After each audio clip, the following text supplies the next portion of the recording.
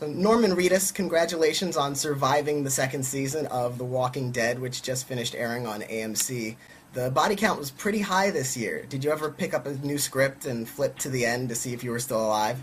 Yeah, pretty much every script I flip to the end and see if I'm alive. I think the whole cast does that, to be honest. Were you a fan of horror before doing The Walking Dead, or is this new territory for you? No, I've always been a fan of horror. You know, I did a John Carpenter film. I worked with Guillermo del Toro. I like a lot of the old crazy horror films like Attack of the 100-Foot Woman or Attack of the Colossal Man or something like that. You know, I like Carpenter's original The Thing a lot. I think my first film that I really liked was The Omen, actually. So yeah, I've always been a fan of horror films. Have you ever imagined yourself in like a zombie show or a zombie movie like this? No, I didn't. I mean, I'm super happy that it happened, but I never really expected me to be on a television show ever, to be honest.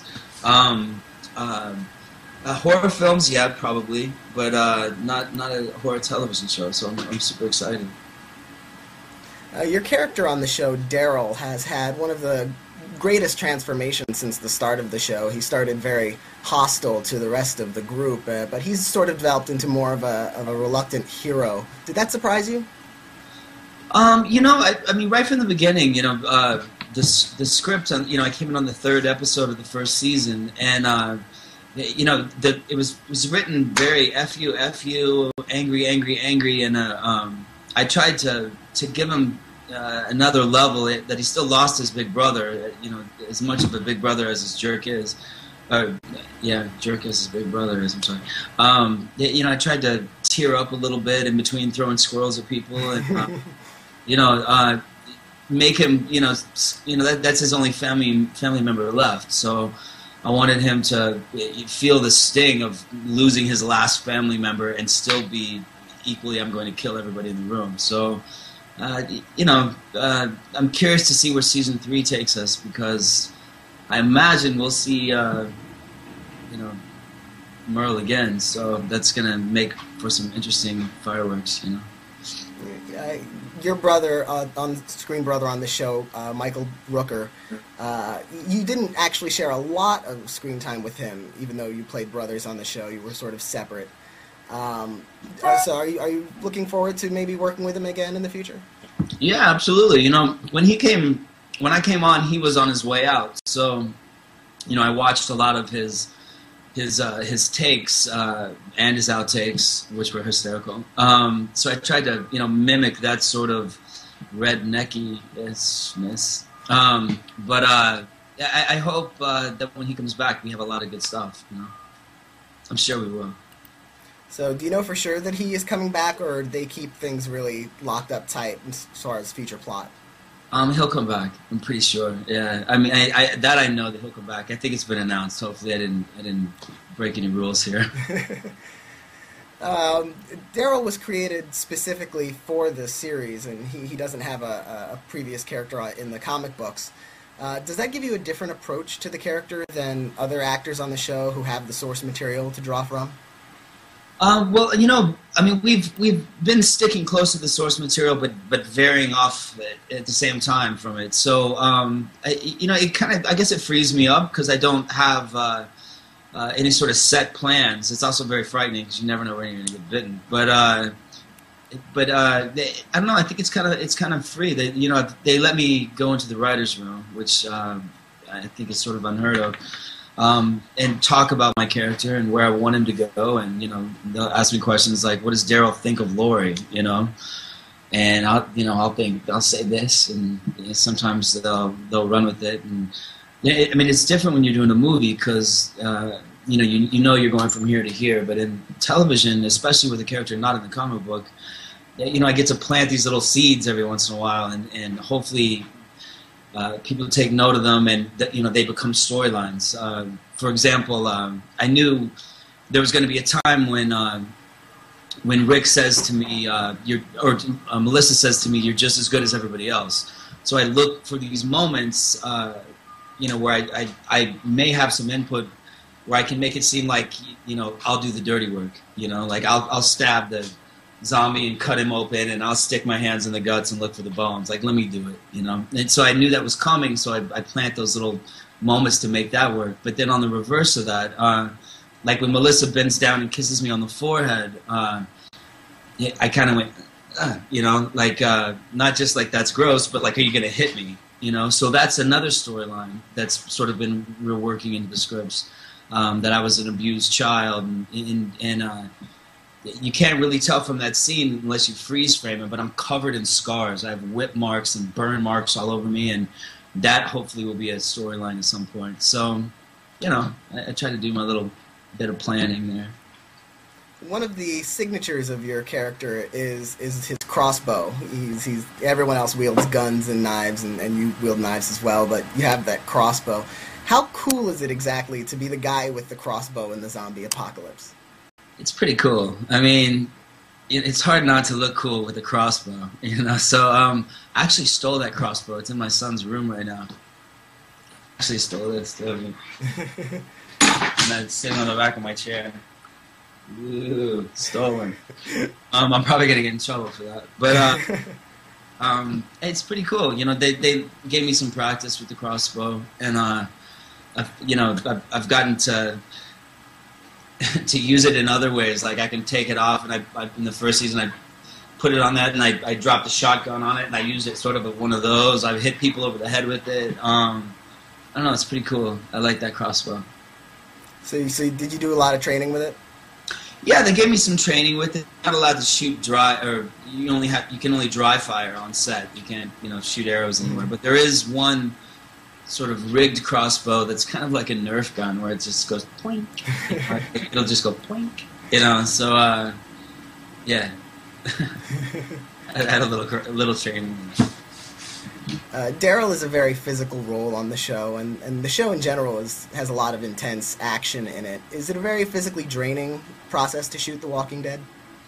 Well, I mean, it is, because, you know, it's 120 degrees out there, and we're in the woods, and, you know, there's bugs all over us, and it's pretty miserable. I mean, just to sit in a chair, you kind of got to hike for like 10 minutes. So it is, but, you know, also that sort of heat and, you know, in that area is such an important part of the storyline. You know, it actually works for us when we're dripping in sweat and dying of thirst, and you know, if we shot it in Burbank, and you know, there was a Starbucks next door, we'd all have Starbucks in our hands, and we'd look like jerks. So it kind of works, you know.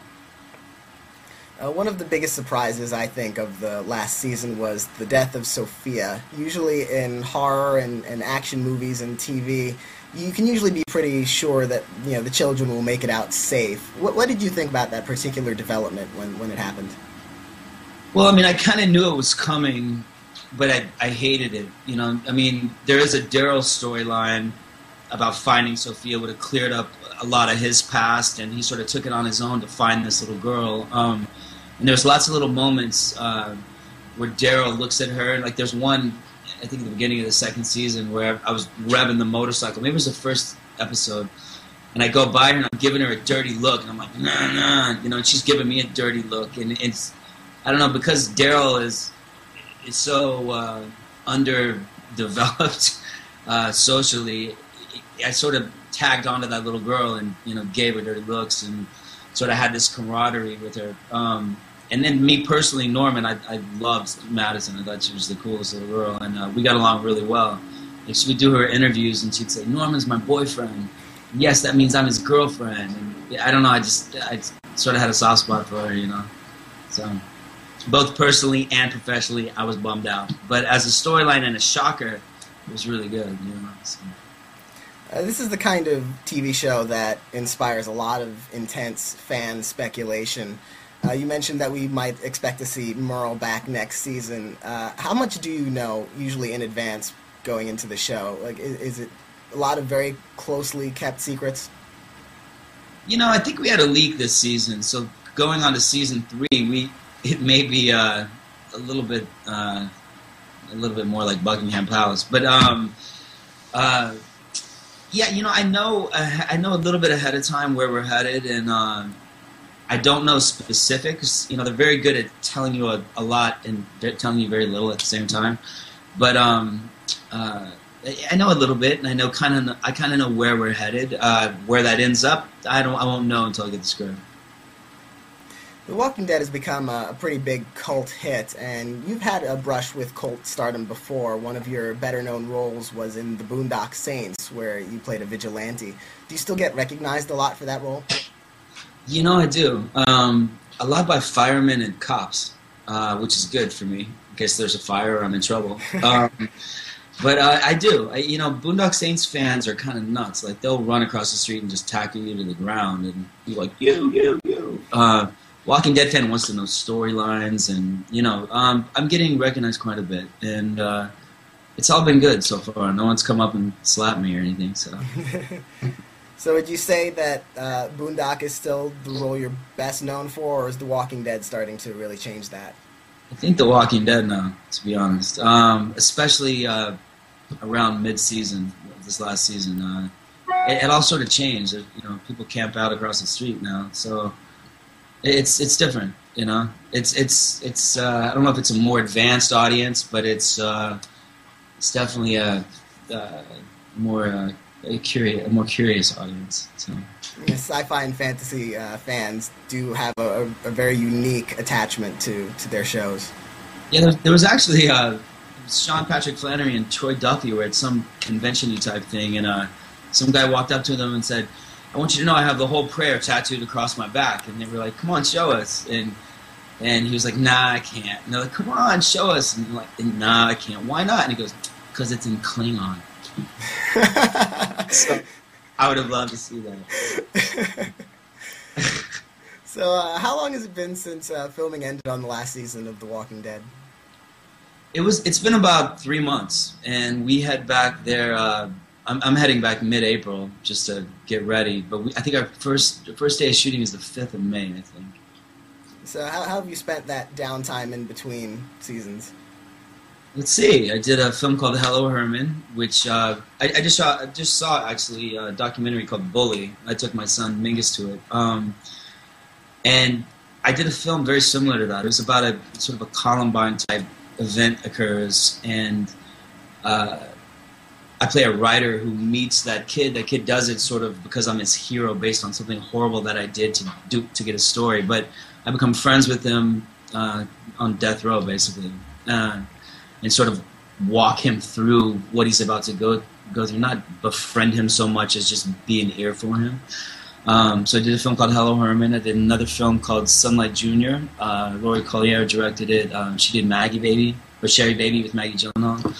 I did that with Naomi Watts and Matt Dillon, sort of a love triangle where I'm a total jerk. And I did a Lady Gaga video, stuff like that. I try to keep busy. I did an art show in Times Square with Wired Magazine. 20 big photographs, sort of poster size, actually bigger than poster size. They're supposed to be my time in Georgia, and I sent them 20 photographs of roadkill.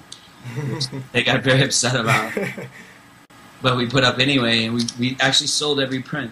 All the money went for Oxfam. So, yeah, did stuff like that. You mentioned that you appeared in a Lady Gaga video. That's not the first video you've appeared in. You've also, been in videos by Radiohead and R.E.M. and Bjork. How does that? How do you become involved in music videos? Well, a long time ago, I lived in Los Angeles, and before I really was getting into acting, I was friends with like Tarsem and David Fincher and Mark Romanek and people like that, and they were all sort of doing the commercials and the videos and moving into film, and they were doing the best videos and the best commercials of anyone, and I sort of got in with that crew, and they sort of passed me around. So I did a bunch of their videos. The Gaga video I was actually filming in Los Angeles, and got a call about doing it, and they said, do you ride a motorcycle? And I said, actually, I'm on a motorcycle in front of my trailer right now. And they said, well, would you do this video? And I said, well, can I ride my own motorcycle? So I'll eventually sell that motorcycle as the Judas motorcycle. But and plus it was fun to just close down the 101 freeway and do 85 miles an hour with no helmet on. So yeah, so that's how I did that one. So it's no secret dreams to become a rock star yourself, like they say so many actors do. Well, I actually have my bass guitar right here. I think we all want to be rock stars, to be honest. Yeah, I mean, I would love to do that, and I'm always talking about it and messing around, but I don't know, I don't have time. Actually, Greg Nicotero, the guy that makes our zombies, one of the executive producers on our show, too, he and I think we're going to start a band down in Georgia. So, any particular genre, like rock, country? I don't know. I kind of want to do like a Hank Williams 3 thing. You know what I mean? Just metal with country. I don't know. At the Primetime Emmys, acting categories are usually determined by submitting sample episodes of your best work. So if you happen to be nominated this year, have you given any consideration to maybe an episode you might submit? Yeah, probably Chupacabra. That was a heavy Daryl episode, and it was cool too. It was sort of like Deliverance meets Motorhead, you know. So probably that one. Any other favorite moments for Daryl since for the last season? Yeah, you know, I really liked with Daryl. I really liked the Cherokee Rose episode. You know, the finding of the rose and bringing it back, and that moment with Carol. Where I tell her the story of the Trail of Tears and the legend behind this rose. I really like that one because it kind of came out in left field, and you know, with all this drama and this 3-way love triangle and whose baby is it, and there's zombies everywhere. All of a sudden there was this moment of just pristine clarity that I thought was really pretty. You know, hopefully that one.